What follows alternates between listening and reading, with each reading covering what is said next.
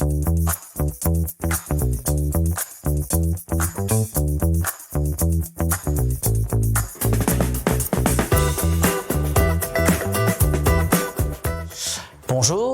je m'appelle Alain Tayeb, je suis bien sûr CCE, membre de cette belle organisation, le CNCCEF. Depuis 15 ans environ, j'ai commencé à Johannesburg, en Afrique du Sud, et puis ensuite en Grande-Bretagne, donc une carrière de CCE tout à fait à l'étranger. J'ai été nommé élu administrateur il y a une dizaine d'années, puis appelé par Alain Mentejac au bureau exécutif pour 2 mandats consécutifs. Je suis donc membre du bureau exécutif et depuis, je suis en charge du projet EFE International que je vais avoir le plaisir de développer aujourd'hui. Alors, quelle est la nature de ce projet? D'abord, la définition du mot EFE, entreprise de Français à l'étranger, non pas entreprise française à l'étranger, puisqu'une entreprise française à l'étranger peut être une filiale d'un groupe français, tandis que là, il s'agit d'entreprises qui ont été créées ou rachetées et qui sont dirigées par des Français à l'étranger de façon totalement autonome, suite aux différentes circonstances de la vie. Un jeune VIE part à l'étranger pour une mission, le pays lui plaît. Après sa mission de VIE, il reste sur place, il épouse son conjoint ou sa conjointe dans le pays, il a des enfants, il devient franco-hongrois ou franco-chinois et son esprit d'entrepreneur l'amène à créer son entreprise de Français à l'étranger. Donc voici la naissance, une des naissances d'une EFE.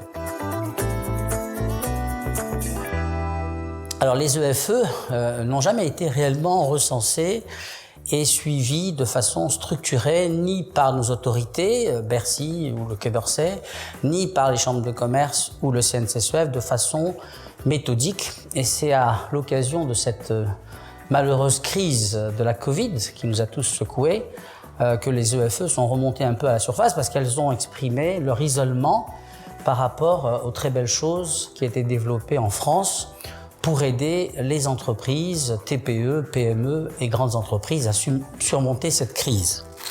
Donc à cette occasion, il a été décidé d'avoir un regard plus particulier sur elles et de voir en quoi on pouvait les aider. Et la première des choses fut d'abord l'accès à ce magnifique outil qui est le VIE, donc le jeune volontaire en entreprise, outil auquel les EFE n'avaient pas accès parce qu'elles étaient indépendantes et dans un pays et les statuts de Business France ne permettaient pas d'envoyer un jeune cadre en mission d'1 an ou 2 ans dans une entreprise qui n'avait pas un lien juridique et capitalistique avec la France. Nous avons donc, et c'est une initiative du CNCCEF, lancé EFE International en disant on va créer une entreprise puisqu'il faut que Business France ait une entreprise en France pour envoyer un VIE à l'étranger. On va créer une entreprise française et on va créer un cheminement inverse. On va demander à une EFE, puis 2, puis 10, puis 100 de prendre juste une action de cette entreprise de façon à ce qu'il y ait un lien juridique, même s'il est inverse. Nous avons soumis le projet à Business France, à Bercy, au Quai d'Orsay. Et pendant le plus fort de cette crise, tout le monde était très intéressé à ce que des canaux de création de postes de VIE existent et on a eu le soutien unanime de tous les intervenants. On nous a dit allez-y, faites, vous avez notre bénédiction. On ne peut pas vous aider parce que c'est une initiative privée, mais on aime bien cela. Et on a créé EFE International, une entreprise française, et on a commencé à faire rentrer des entreprises, des EFE, des entreprises de Français à l'étranger, dans le capital. Il faut indiquer que ce projet a été immédiatement adopté par les chambres de commerce, la CCI-FI, nous a immédiatement suivis et ce travail a été fait en lien avec eux, avec une relation absolument fantastique. Tous les moyens des CCI-FI et du CNCCEF sont joints pour le succès de ce projet. Alors, bien évidemment, depuis, une quinzaine d'entreprises ont déjà manifesté le souhait de nous rejoindre et nous ont rejoints ou sont en train de le faire. Une quinzaine de VIE sont déjà en poste ou vont l'être, donc le projet n'est plus simplement une conception intellectuelle ou même un pilote. On rentre en 2022 dans la phase de réalisation massive. Le but, c'est de pouvoir effectivement maintenant, avec nombre important de FE, de créer le maximum de postes de VIE. À un moment, on en a beaucoup besoin, puisque Business France, qui avait à peu près 10 000 VIE par an en poste, on n'a plus que 7 000, 7 500, donc il y a eu vraiment, à cause de la crise, et toujours par la crise, un effondrement du nombre de possibilités de voyager ou d'offrir des postes. Voici donc une des solutions proposées par le CNCCEF et les chambres de commerce pour créer des courants de VIE. Nous avons des ambitions très importantes. Nous espérons pouvoir, dans quelques années, afficher des centaines et des centaines de postes de VIE et des centaines de FE.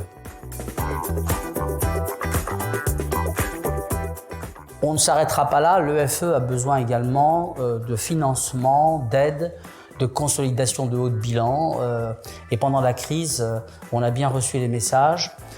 Et Alain Bentejac lui-même attache une grande importance à ce sujet. Trouver des canaux de financement de ces entreprises qui sont indépendantes et qui contribuent au commerce extérieur de la France, parce qu'on n'a pas ça dans les recensements et dans les chiffres. Les EFE contribuent à l'économie de la France parce qu'elles importent des produits venant de France, elles importent des logiciels, des savoir-faire, des process, elles recrutent des Français, elles ont un lien économique, culturel, académique et financier avec la France. Eh bien, nous allons effectivement, grâce à EFE International, ce premier socle privé créé par notre organisation, aller plus loin. Nous sommes en train de développer un groupe de travail pour mettre en place des financements spécifiques dédiés aux EFE.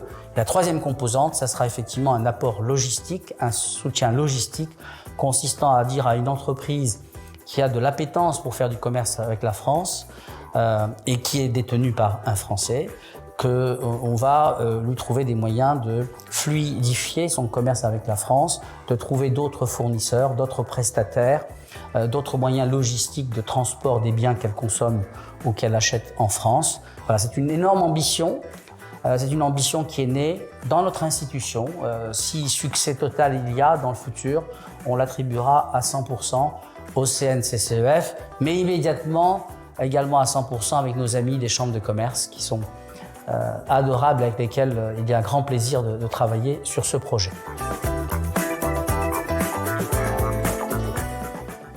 120 000 entreprises françaises PME exportent.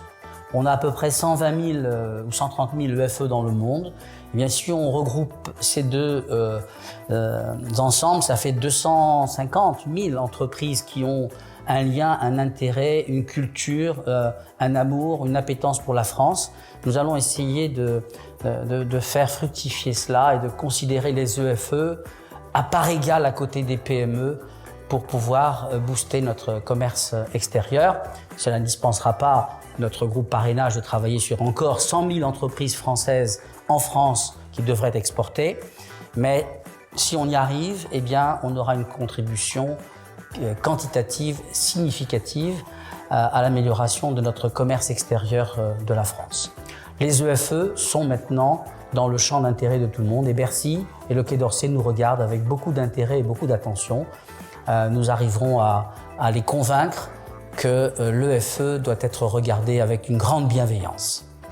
Merci de votre attention et merci à tous mes amis et collègues CCE dans le monde qui m'aident et qui aident l'équipe en charge à réaliser ce très joli projet. À très bientôt. Au revoir.